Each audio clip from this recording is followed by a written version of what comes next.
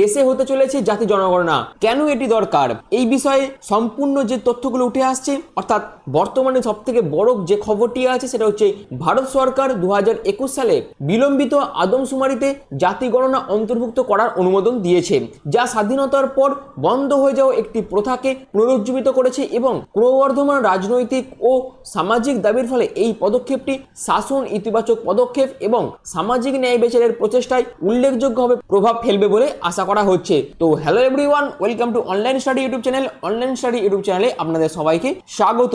তো সেন্সাস অর্থাৎ জাতি জনগণনা সম্পর্কিত বর্তমানে যে খবরগুলো উঠে এসেছে এবং এটি কেন ইতিবাচক পদক্ষেপ বলা হচ্ছে এবং এর প্রভাব কি ফেলবে আগামী দিনে, সেই সম্পর্কিত যাবতীয় কমপ্লিট ইনফরমেশন অর্থাৎ কাস্ট সেন্সাস নিয়ে যাবতীয় ইনফরমেশন সবকিছু আপনাদের কাছে এই ভিডিওর মাধ্যমে তুলে ধরব। তার জন্য আপনারা পুরো ভিডিওটি প্রথম থেকে শেষ পর্যন্ত কমপ্লিট দেখুন। পুরো কমপ্লিট ইনফরমেশন শুধুমাত্র আপনাদের জন্য এই ভিডিওতে। তো মূল ভিডিও যাওয়ার আগে আপনাদের কাছে একটাই রিকোয়েস্ট, যদি এই ধরনের বিভিন্ন প্রতিনিয়ত ইনফরমেটিভ ভিডিওর আপডেট পেতে চান তাহলে অবশ্যই আপনারা চ্যানেলটিকে সাবস্ক্রাইব করে পাশে থাকা বেল আইকনটা অবশ্যই অল করে রেখে দেবেন। এবার আমরা সবাইকে প্রথমে যেটা দেখে নেব সেটা হচ্ছে জাতিগত আদমশুমারি কি, অর্থাৎ কাস্ট সেন্সার কি। এটি একটি জাতিগত আদমশুমারি, যা হলো দেশব্যাপী জনসংখ্যা আদমশুমারির সময় ব্যক্তিদের জাতি পরিচয়ের উপর তথ্যের একটি পদ্ধতিগত সংগ্রহ। অর্থাৎ এই পদ্ধতির মাধ্যমে দেশের সমস্ত ব্যক্তিদের জাতি পরিচয় অর্থাৎ তারা কোন কাস্টে বিলং করছে এবং কি কি তথ্য আছে সেই জাতি সম্পর্কিত সেগুলো কিন্তু একটি জায়গায় সংগ্রহ করা হয় এই কাস্ট সেন্সাসের মাধ্যমে। আর এই জাত শব্দটি এসেছে ইংরেজি কাস্ট শব্দ থেকে, যা আবার স্প্যানিশ শব্দ কাস্ট থেকে কিন্তু উদ্ভূত, যার অর্থই হলো জাতি বা বংশগত গোষ্ঠী। আর পর্তুগিজরা সর্বপ্রথম ভারতে জাতি বোঝাতে এটি ব্যবহার করত। এই ব্যাপারগুলো অর্থাৎ এই তথ্যগুলো সবাইকে জানতে হবে, অর্থাৎ এগুলো কিন্তু সরকারি চাকরির পরীক্ষার ক্ষেত্রে খুবই গুরুত্বপূর্ণ।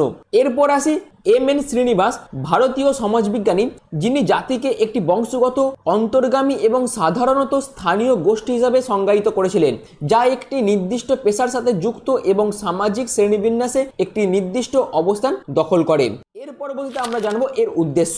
এর প্রধান লক্ষ্য হলো বিভিন্ন জাতিগোষ্ঠীর আর্থসামাজিক বন্টন বোঝা এবং সামাজিক ন্যায় বিচার, সংরক্ষণ এবং কল্যাণ সম্পর্কিত নীতিমালা তৈরি করা।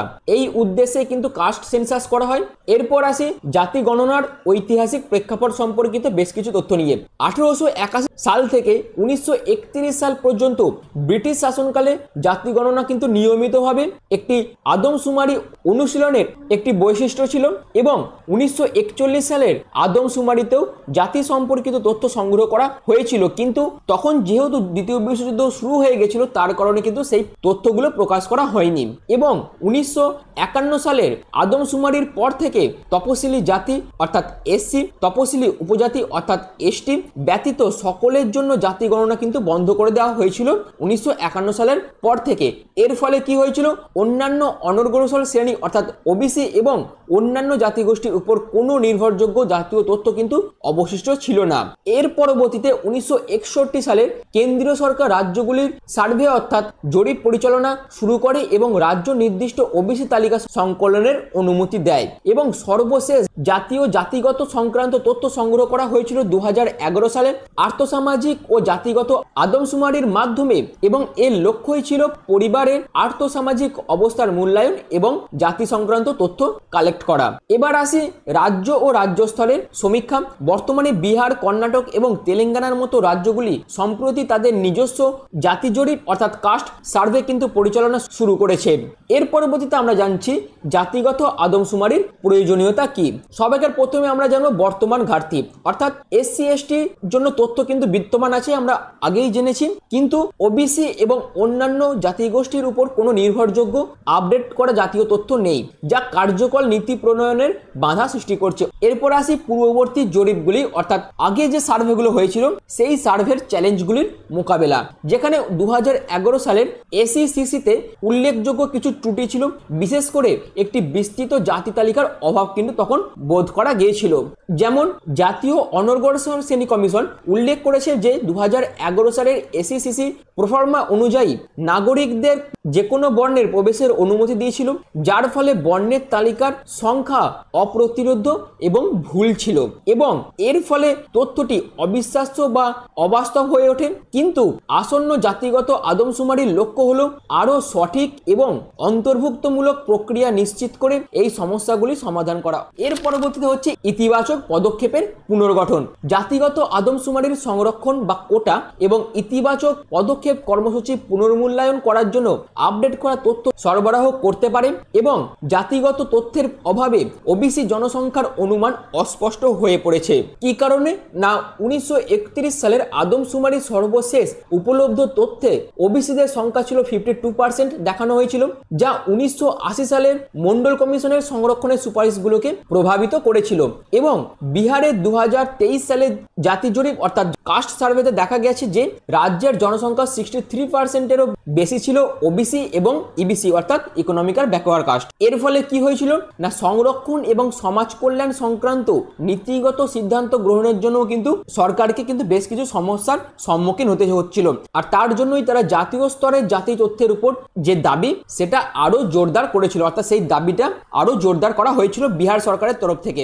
এর পরবর্তীতে আসে বিস্তৃত গোষ্ঠীর মধ্যে উপশ্রেণী বিন্যাস। বিস্তারিত তথ্য 2017 সালের রোহিণী কমিশন দ্বারা সুপারিশকৃত অন্যান্য অনগ্রসর শ্রেণী উপশ্রেণী বিন্যাসকে সক্ষম করে যাতে সংরক্ষণ সুবিধার সুষম বন্টন নিশ্চিত করা যায় তার জন্য। এরপর আসি রাজনৈতিক ও নির্বাচনী প্রভাব। সঠিক জাতিগত তথ্য প্রান্তিক গোষ্ঠীর রাজনৈতিক প্রতিনিধিত্বকে আরো ভালো করে তুলতে পারে বলে মনে করা হচ্ছে এবং বিশেষ করে রাজ্য ও জাতীয় নির্বাচনের ক্ষেত্রে। এরপর আসে সমতা এবং অন্তর্ভুক্তির জন্য জোর, যেখানে জাতিভিত্তিক বৈষম্য দারিদ্র্য অঞ্চল অর্থাৎ সমাজের মধ্যে একটা সমতা কিন্তু আসবে এই জাতিগত সেন্সাস কমপ্লিট হয়ে যাবার পর, সেরকমই কিন্তু মনে করা হচ্ছে। অর্থাৎ জাতিভিত্তিক এবং দারিদ্র্যভিত্তিক যে বৈষম্য ভারতবর্ষে আছে সেটা অনেকটাই কমে যাবে এই কাস্ট সেন্সাস যখন কমপ্লিট হয়ে যাবে তারপরে, তেমনটাই কিন্তু মনে করা হচ্ছে।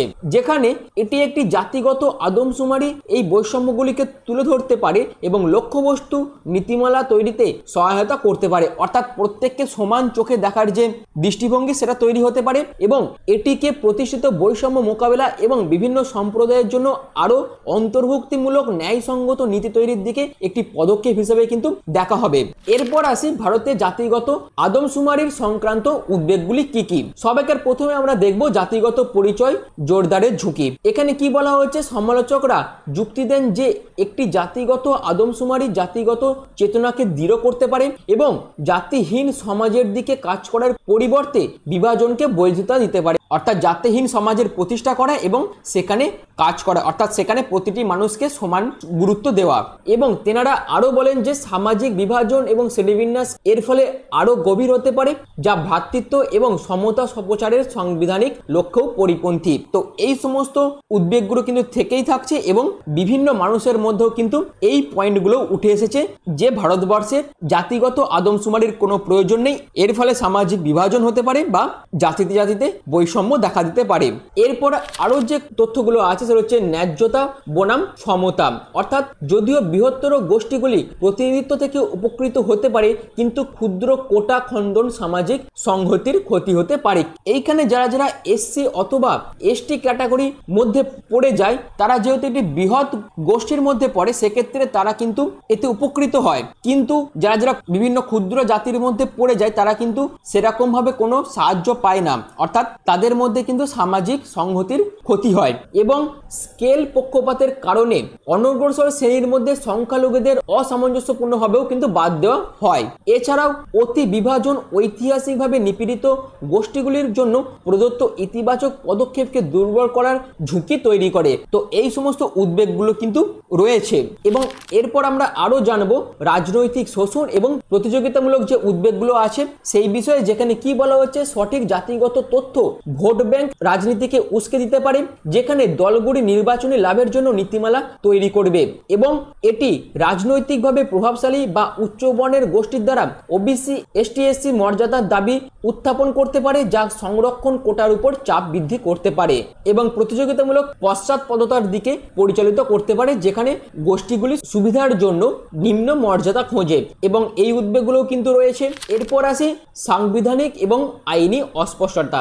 যদিও 340 অনুচ্ছেদ অনুসারে অনগ্রসর শ্রেণীর শনাক্তকরণের অনুমতি দেয়, কিন্তু সাধারণ আদমশুমারিতে জাতি গণনার জন্য কোনো সাংবিধানিক আদেশ নেই। অর্থাৎ আমাদের সংবিধান কি বলছে না, 340 অনুচ্ছেদ অনুসারে অনগ্রসর শ্রেণীকে আপনি শনাক্তকরণের অনুমতি দিচ্ছে সংবিধান, কিন্তু সাধারণত আদমশুমারিতে জাতি জনগণনার ক্ষেত্রে কোনো রকম সাংবিধানিক কিন্তু প্রভিন্স নেই আমাদের সংবিধানে। এরপর আসি আনুপাতিক প্রতিনিধিত্বের সমস্যা। জাতিগত তথ্য অনুসারে 1931 সালের অনুমানের উপর ভিত্তি করে নীতিগুলিকে চ্যালেঞ্জ জানাতে পারে, যার ফলে আনুপাতিক সংরক্ষণের দাবি এবং 1992 সালে ইন্দিরা সাহানির রায় দ্বারা নির্ধারিত 51% সীমা সংশোধনের দাবি উঠতে পারে বলে মনে করা হচ্ছে এবং এই পরিবর্তন বৃহত্তর সম্প্রদায়গুলিকে বৃহত্তর সুবিধা অর্জনের জন্য উৎসাহিত করতে পারে, যা আবার জনসংখ্যা নিয়ন্ত্রণ কর্মসূচিকে দুর্বল করে দেবে এবং তাদের কার্যকারিতাকেও কিন্তু প্রভাবিত করবে। তো এই সমস্ত প্রবলেমগুলো কিন্তু উঠে আসছে। এরপর আসি একটি সঠিক জাতিগত আদমশুমারি পরিচালনার ক্ষেত্রে কি কি চ্যালেঞ্জ রয়েছে, যেখানে একটি প্রমিত জাতি তালিকার অভাব। অর্থাৎ জাতিগত আদমশুমারি পরিচালনার ক্ষেত্রে একটি গুরুত্বপূর্ণ চ্যালেঞ্জ হলো একটি প্রমিত জাতি কোড তালিকার অভাব। বর্তমানে কোনো একীভূত ওবিসি তালিকা বিদ্যমান নেই। কেন্দ্রীয় ওবিসি তালিকা অর্থাৎ কেন্দ্রীয় প্রকল্পের জন্য ব্যবহৃত আরও বিস্তৃত রাজ্য নির্দিষ্ট তালিকা থেকে আলাদা। অর্থাৎ কেন্দ্রীয় সরকার যে ওবিসি তালিকা ব্যবহার করে সেই তালিকা কিন্তু বিভিন্ন রাজ্য ব্যবহার করে না। অর্থাৎ ওবিসির ক্ষেত্রে কিন্তু বিরাট বড় একটা ফারাক দেখা যায় এবং 2011 সালের জনগণনার উন্মুক্ত প্রতিবেদনের ফলে 46.7 লক্ষ বর্ণের তালিকা এবং 4 কোটিরও বেশি ত্রুটি দেখা গেছে, যা ভারতের হাজার হাজার জাতি এবং উপজাতিকে একটি ধারাবাহিক নির্ভরযোগ্য পদ্ধতিতে শ্রেণীবদ্ধ করার অসুবিধা তুলে ধরে। এবং এরপরে যেটা আসছে জাতি প্রতিবেদন এবং গতিশীলতার দাবি। এখানে যেটি বলা হচ্ছে, ব্যক্তিরা উচ্চতর বর্ণের মর্যাদার কারণে তার সাথে সম্পৃক্ততা দাবি করতে পারে, কিন্তু যেমনটি ঔপনিবেশিক অর্থাৎ ব্রিটিশ শাসনকালের আদমশুমারিতে দেখা যেত, যেখানে বিভিন্ন সম্প্রদায়গুলিকে কিন্তু পর্যায়ক্রমে আলাদা করা হয়েছিল। অর্থাৎ ক্ষত্রিয়, ব্রাহ্মণ, রাজপুত, বৈশ্য হিসেবে কিন্তু চিহ্নিত করার মাধ্যমে পর্যায়ক্রমে তারা পরিচিত ছিল। কিন্তু স্বাধীনতার উত্তর সময়ে কিছু কিছু ব্যক্তি এই সংরক্ষণের সুবিধা পেতে চাইল। অর্থাৎ এমন কিছু ব্যক্তি তারা জাতিতে উচ্চ জাতি রয়েছে যারা ওবিসি মর্যাদার সুবিধা পেতে মিথ্যাভাবে নিম্ন বর্ণের সাথে পরিচয় দিতে পারে বা পরিচয় দিয়ে সুবিধা নিতে চাইছে। যেমন উদাহরণ হিসেবে বলতে পারি, হয়তো একজন আছে সে জাতিতে উচ্চ, কিন্তু সে নিজেকে ওবিসি বলে দাবি করছে এবং ওবিসির মধ্যে নিজেকে ইনক্লুড করে ওবিসির যে সংরক্ষণের সুবিধা মিথ্যাভাবে সেটা কিন্তু সে নিতে চাইছে। এই যে প্রবলেমগুলো, এগুলো কিন্তু বর্তমানে ভারতবর্ষের মধ্যে দেখা যাচ্ছে। এর ফলে একজন যোগ্য প্রার্থী যারা থাকে, সে যেহেতু ব্রাহ্মণের মধ্যে পড়ছে, যেহেতু সে জেনারেল কাস্টের মধ্যে পড়ছে, সে সেই সুযোগগুলো কিন্তু পাচ্ছে না, আর একজন মিথ্যা করে কিন্তু সেই সুযোগগুলোকে কাজে লাগাচ্ছে।